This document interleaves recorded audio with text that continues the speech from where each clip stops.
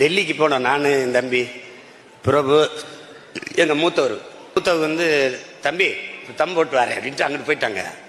திடீர்னு பார்த்தீங்கன்னா சுற்றி என்னை ராணுவம் வளைச்சிருச்சு.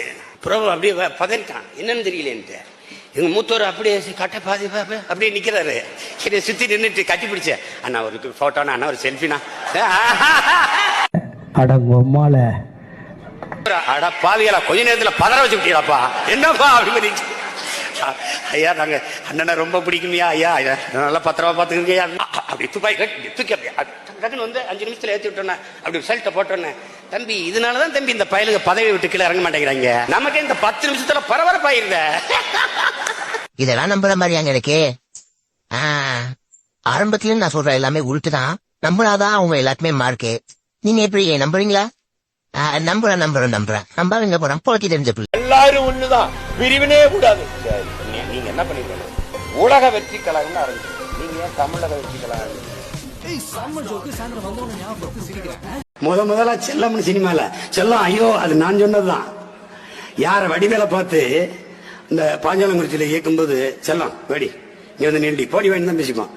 சரி செல்லம் அங்கிருந்து வரநாடி இப்படி அது அப்படியே பரவிடுச்சு.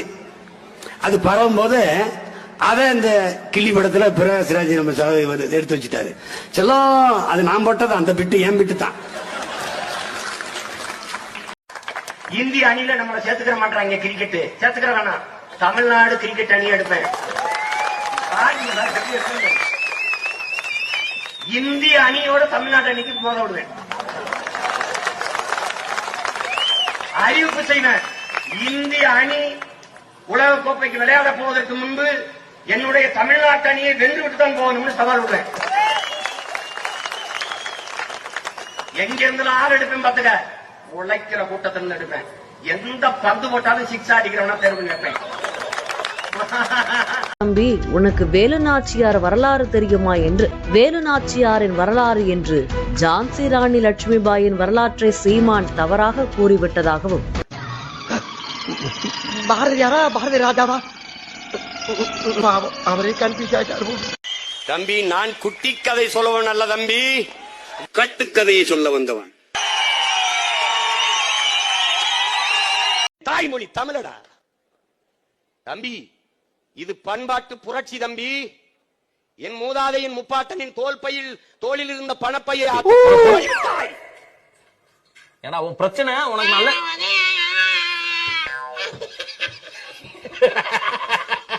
அவன் கிடக்குறான். என்ன பண்ணிருக்கணும்?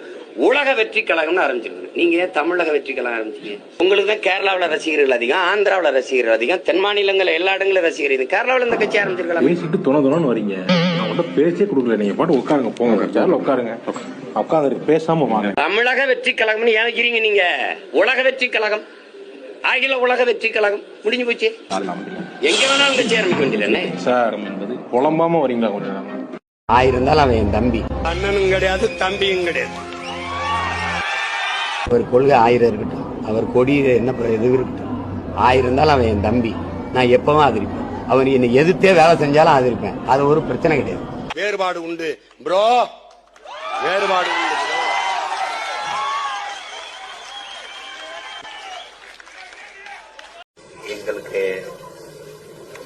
எங்களை உற்று கவனியுங்கள். நாங்கள் உங்களுக்கானவர்கள், உங்களிடமிருந்தே உங்களுக்காக வந்தவர்கள்.